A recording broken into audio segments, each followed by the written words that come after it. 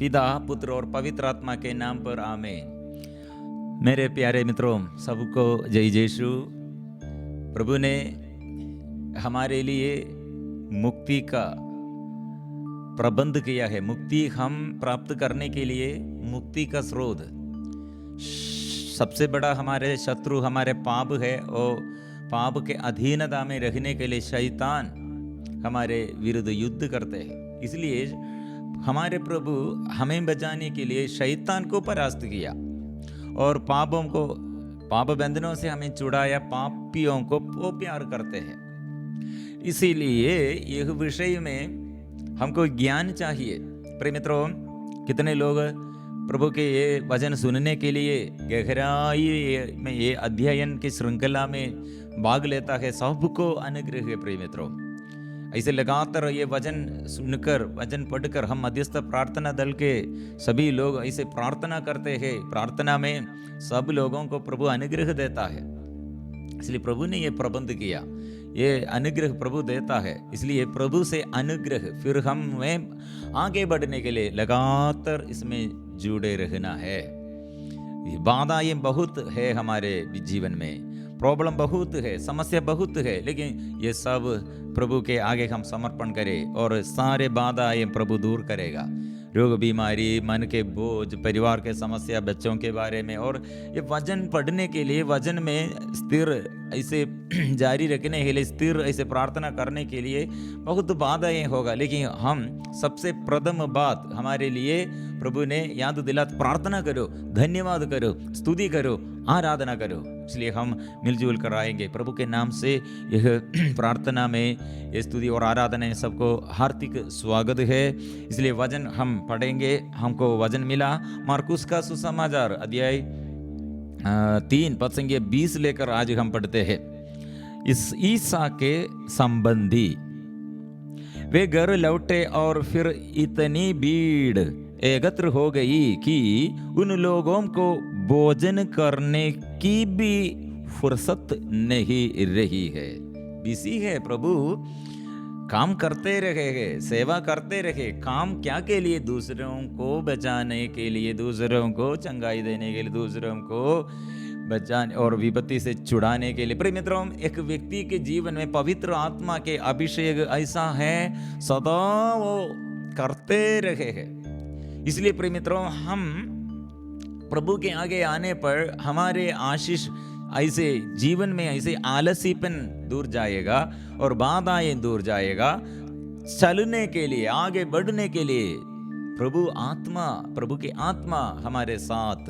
इसलिए प्रभु बुलाया है साथ रहने के लिए, और साथ रहकर जाकर फल उत्पन्न करो, सेवा कार्य करो। इसलिए प्रभु, प्रिय मित्रों, ऐसे एक अभिषेक हमको प्रभु देता है। ऐसे प्रभु के सेवा में लगे हुए क्या होगा? हमारे बोझ, हमारे जीवन के, व्यक्तिगत जीवन के, परिवार के बोझ वो बंद हो जाएगा।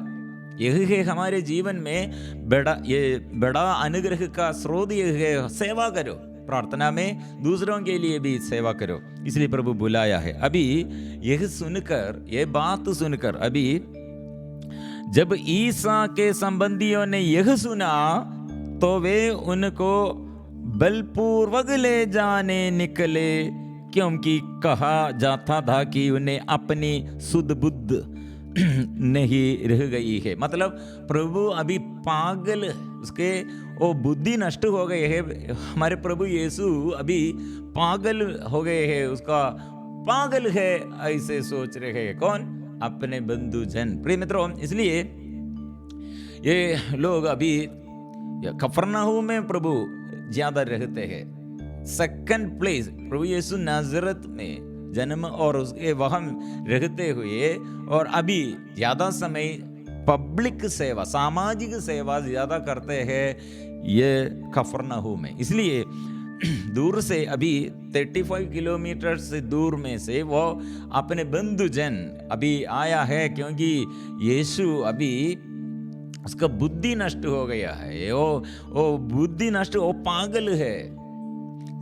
यहाँ ये बाघ, इसमें 2 बाघ है, लेकिन ये 2 बाघ जुड़े हुए हैं। ये दोनों हम अच्छा से सीखना चाहिए। दोनों दो भाग है, लेकिन इसमें दो भाग, एक मतलब सैंडविच के बारे में हमको मालूम है। सैंडविच हमको ब्रेकफास्ट के लिए और खाना, ऐसे सैंडविच में दो पार्ट होगा। दो ब्रेड के बीच में फिलिंग, मसाला, सब्जी, वो सब हम डालते हैं। ऐसे प्रेम, इसके बीच में दो भाग, इसके बीच में कुछ भाग है। यहाँ क्या किया है, प्रभु सेवा करते रहे हैं, लेकिन प्रभु के विरुद्ध शास्त्री लोग और फारीसी, सादुकी और यहूदियों के बड़े लोग उसके विरुद्ध अभी ये चर्चा परामर्श करते रहे हैं और ऐसे कड़ुआपन के। अभी घर के बंधुजन अभी इसलिए यह सुनकर प्रभु के विरुद्ध सोचने शुरू किया, ऐसे उसे लेके आना है और लेके आया है। और फिर हम पढ़ते हैं, यरूशलेम से आए हुए शास्त्री कहते थे। अभी 200 किलोमीटर दूर से यरूशलेम, मतलब यरूशलेम के शास्त्री लोग क्यों आया है, मतलब यरूशलेम के निवासी लोग, यरूशलेम के शास्त्री लोग, यरूशलेम के ये अधिकारीगण, उन लोग ये दूसरे जगहों में से शास्त्रियों से ज्यादा ज्ञानी लोग हैं, और उन लोग और बड़ा यह है, वो शास्त्री लोग, यरूशलेम के शास्त्री लोग, वो बड़ा है, वो सबसे बड़ा है। इसलिए वे लोग यह सुनकर ये टेस्ट करने के लिए यीशु के एक गवाह, यीशु से ये क्या घटित हो रहे हैं ईश्वर के ये बारे में, ये समझने के लिए वे लोग, और ज्यादा ज्ञान उन लोगों का है। वो यरूशलेम से शास्त्री लोग आया है। यरूशलेम से आए हुए शास्त्री कहते थे उसे बेलसेबूल सिद्ध है, और वह नरकदूतों के नायक की सहायता से नरकदूतों को निकालता है। कितने दूर से ये शास्त्री लोग आया है, 200 किलोमीटर दूर से ये शास्त्री लोग एक परख कर देखने के लिए आया है, लेकिन वे पंडित लोग हैं। ये पंडित लोग हैं, लेकिन फूलिशनेस बोलते रहे, मूर्खता वे बोलते हैं। कारण क्या है, एक व्यक्ति ऐसे शैतान के अधीनता में है, वो उसे निकालने के, शैतान को निकालने के लिए शैतान आएगा तो क्या होगा। क्यों प्रिय मित्रों, ऐसे मूर्खता बोल, फूलिशनेस वे लोग बोलते हैं। कितने वो एजुकेशन और कितने वो ज्ञान है, ऐसे लोगों के दृष्टि में दूसरों के आगे बहुत बड़े ज्ञानी लोग हैं, लेकिन क्या बोल रहे हैं वे लोग, क्या बोला है, नरकदूतों के नायक की सहायता से नरकदूतों को निकालता है। प्रिय मित्रों, इसलिए अभी बंधुजन और अभी यरूशलेम के शास्त्री लोग सब इसके विरुद्ध है। मतलब यहाँ शैतान दुष्ट आत्मा के अधीनता में अपदूत ग्रस्त, वो ग्रस्त ऐसे ग्रसित हो गए हैं। उस समय ये दोनों पागल, मेंटल,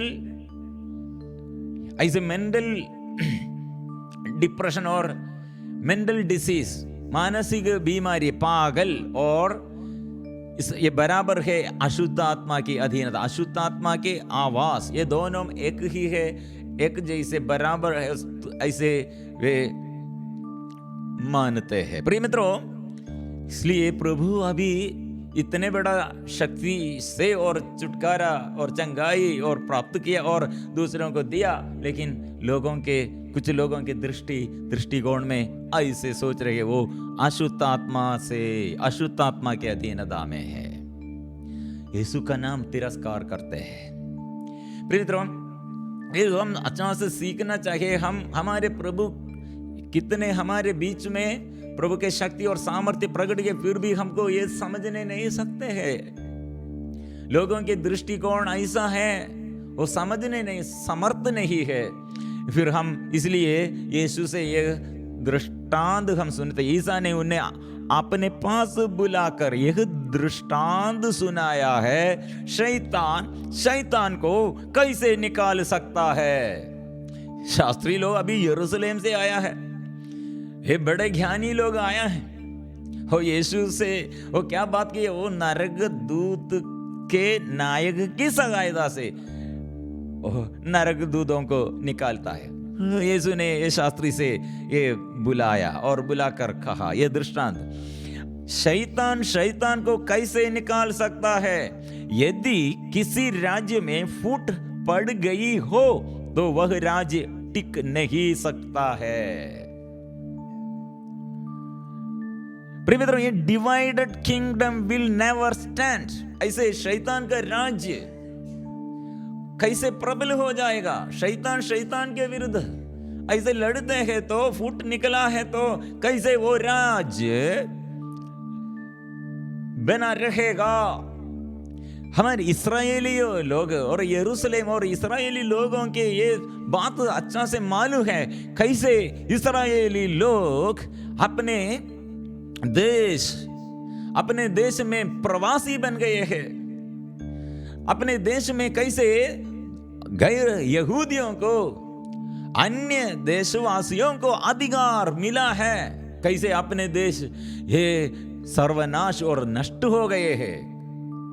कारण क्या है? हम यरोबाबेल, प्रिय मित्रों, या राजा सुलेमान के बाद क्या हुआ है? इस्राएली लोग ऐसे, इस्राएल और ये यूदा डिवाइडेड और ऐसे विभाजित हो गया है। ऐसे एक कारण क्या है? डिविएशन कैसे आया है प्रिय मित्रों? और ये ऐसे यूदा और ये इस्राएल ऐसे दो भाग में फिर वो सब नष्ट हो गए हैं। इसलिए यरोबोआम इसके बारे में लॉस्ट ट्राइब्स ऑफ इस्राएल, सारे ये इस्राएल के ये वंश सब लॉस्ट मतलब वो सर्वनाश हो गए हैं, तितर बितर हो गए हैं। कारण क्या है? Divided kingdom will never stand. Divided kingdom, इसलिए शैतान हो ऐसे अपने राज्य और शैतान के राज्य में शैतान के विरुद्ध युद्ध करते हैं तो कैसे ये शैतान का राज्य टिक पाएगा? प्रिय मित्रों, इसलिए इतने ब्रिलियंट मतलब जरोबोआम ये इस्राएलियों के राजा था, लेकिन उसने क्या किया? वो इतने ब्रिलियंट थे, लेकिन वो व्यक्ति द्वारा वो बड़ा इंजीनियर थे। राजा सुलेमान के सेवक का बेटा था, उसने कितने कार्य करने के लिए उसे नियुक्त किया था। निर्माण कार्य के पूरा अधिकार वो उसके उत्तरदायित्व उसको दिया था, क्योंकि वो कार्य करने में वो बहुत बड़ा ब्रिलियंट लड़का था, युवक था इसलिए। लेकिन वही व्यक्ति क्या किया है? अपने ये देश में ये विवाद ऐसे भी डिवाइडिंग और ईश्वर के विरुद्ध लोगों का मन और विभाजित कर दिया है। कैसे?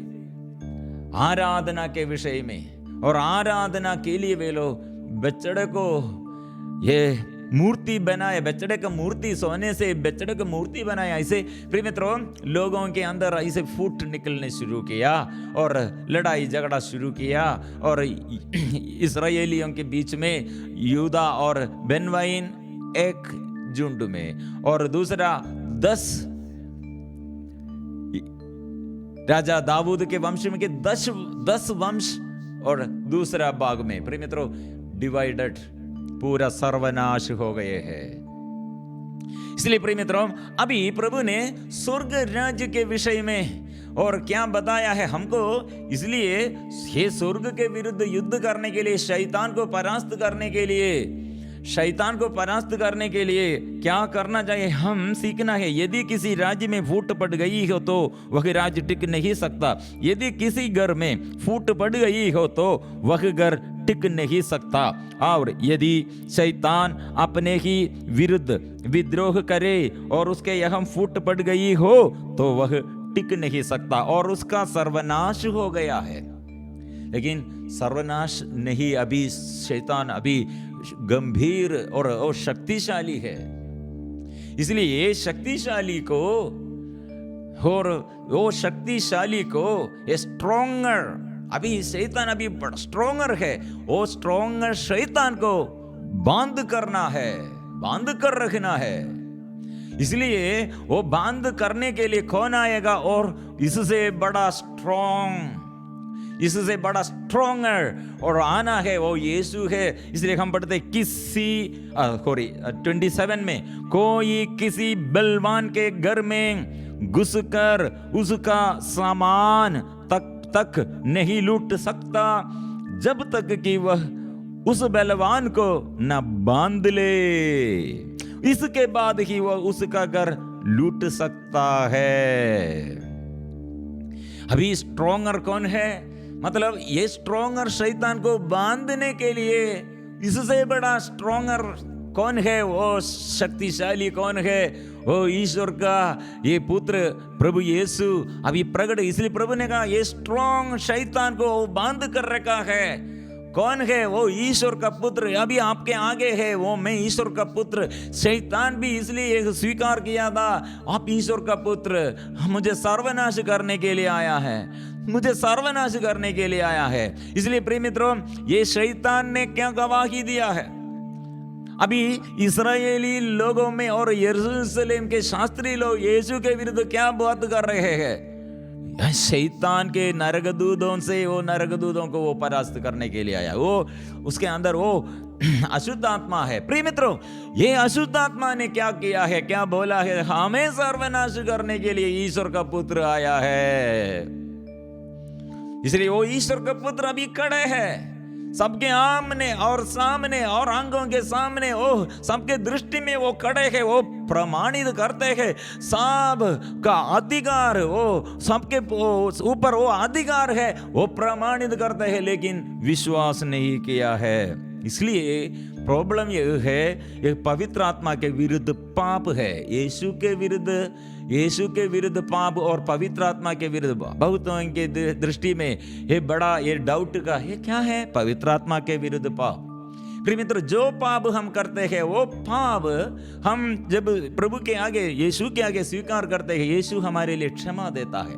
लेकिन यीशु के नाम जो तिरस्कार करते हैं, यीशु को तिरस्कार करते हैं, यह नाम विश्वास नहीं करते हैं, वह है पवित्र आत्मा के विरुद्ध पाप। इसलिए हम पढ़ते हैं 28 में, मैं तुम लोगों से ये कहता हूं, मनुष्य चाहे जो भी पाप या इस निंदा करे, उन्हें सब की क्षमा मिल जाएगी, परंतु पवित्र आत्मा की निंदा करने वाले को कभी भी क्षमा नहीं मिलेगी।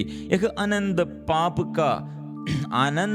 पाप का बागी है। मतलब उसको क्षमा मिलने के लिए यीशु क्षमा देता है, लेकिन यीशु के पास आने के लिए वो नहीं चाहते हैं। यह पवित्र आत्मा के विरुद्ध पाप है। मतलब हमको पाप क्षमा देने के लिए प्रभु तैयार है, लेकिन पाप बोध और पश्चाताप यह आत्मा, पवित्र आत्मा देता है। इसलिए हम पवित्र आत्मा के बारे में हम नहीं सुनते हैं। पवित्र आत्मा हमको यह प्रेरणा दिया है, लेकिन ये प्रेरणा को हम तिरस्कार करते हैं। पवित्र आत्मा के विरुद्ध पाप है। जो पाप हम किया, कितने बड़ा पाप हुआ, कितने बड़ा अपराध होगा, लेकिन प्रभु क्षमा देता है, लेकिन प्रभु के पास नहीं आते हैं, स्वीकार नहीं करते हैं। इसलिए यह बड़ा अपराध है, यह पवित्र आत्मा के विरुद्ध पाप है।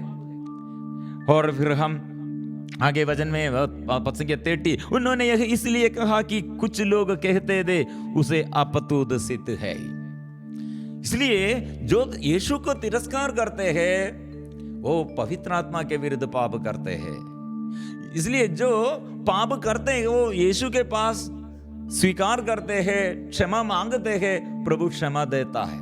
इसलिए जो अपराध प्रभु के विरुद्ध किया, लेकिन प्रभु क्षमा करेगा, लेकिन पवित्र आत्मा के विरुद्ध पाप क्या है? प्रिय मित्रों, ये अच्छा से समझकर जो प्रभु का नाम तिरस्कार करते हैं और जो उसमें रुचि नहीं, प्रार्थना के लिए मन नहीं, ऐसे निराशा में, ऐसे बंधन में रहते हैं, वो पवित्र आत्मा के विरुद्ध पाप है। लेकिन यीशु हमारे सब पापों के लिए क्षमा दिया है।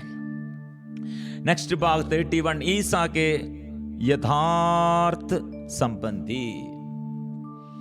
ये इसके विषय में बहुत हम मां मरियम के बारे में, मां मरियम और यीशु उसके ये रिश्ता में बहुत लोगों के अंदर डाउट है, क्योंकि माँ मरियम को यीशु आदर कभी भी नहीं किया है, आदर नहीं किया है, ऐसे कुछ लोग सोच रहे हैं।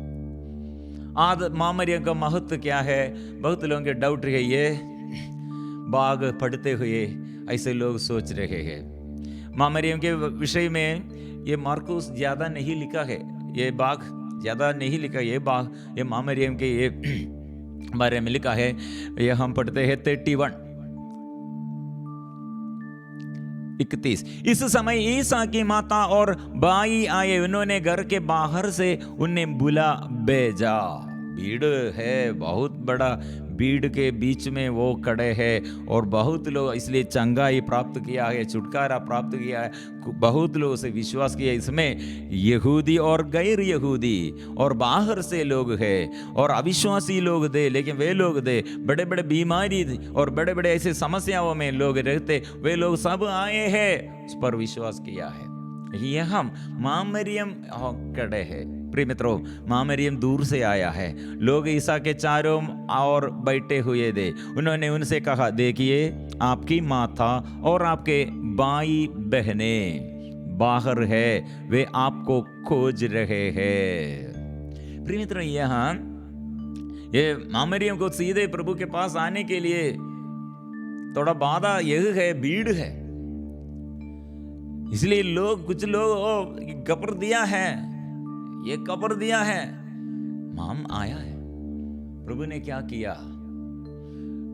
ईश्वर के नियम क्या है? माम को और माम बाप को आदर करना प्रभु का नियम है। दूसरों के आगे माम को और अपने माम बाप को अवज्ञाकारी जैसे और अपमान करते हैं तो ईश्वर नहीं है।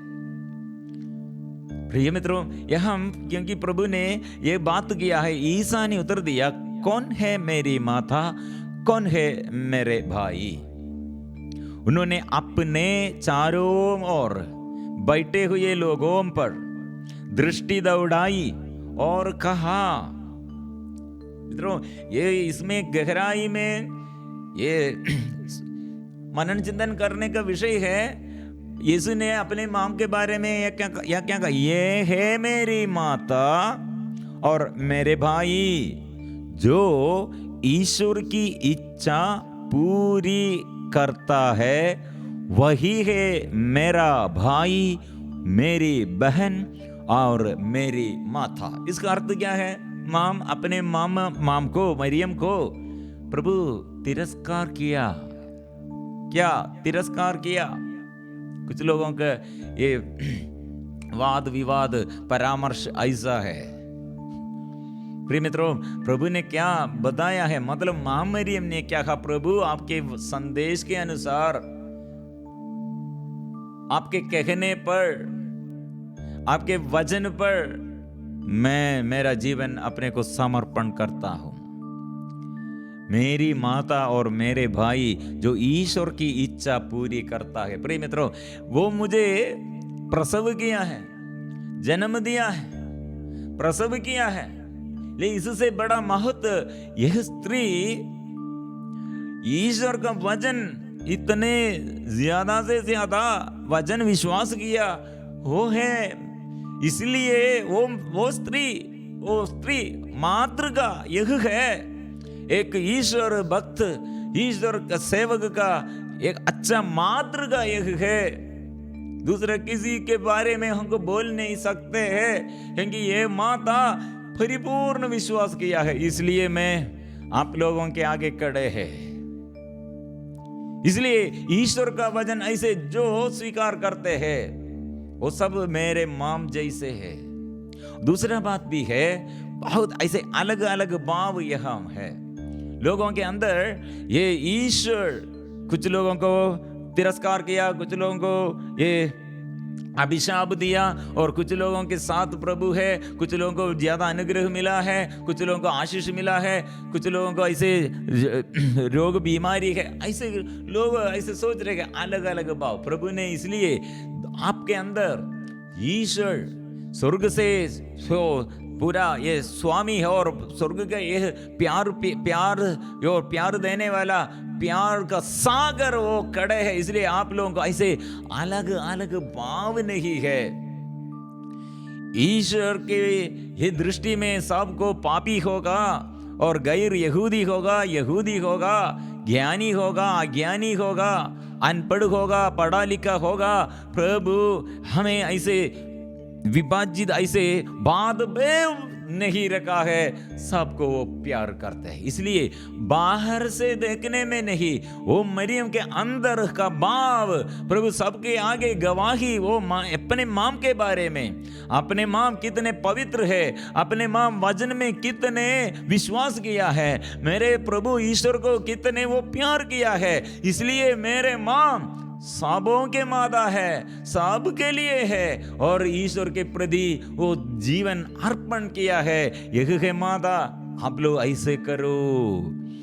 हे मेरी माता, मेरे भाई, जो ईश्वर की इच्छा पूरी करता है वही है मेरा भाई, मेरी बहन और मेरी माता। प्रिय मित्रों, ये अध्याय 3 हम ये ज्यादा वचन ज्यादा नहीं है, लेकिन इसमें पूरा आंतरिक अर्थ है।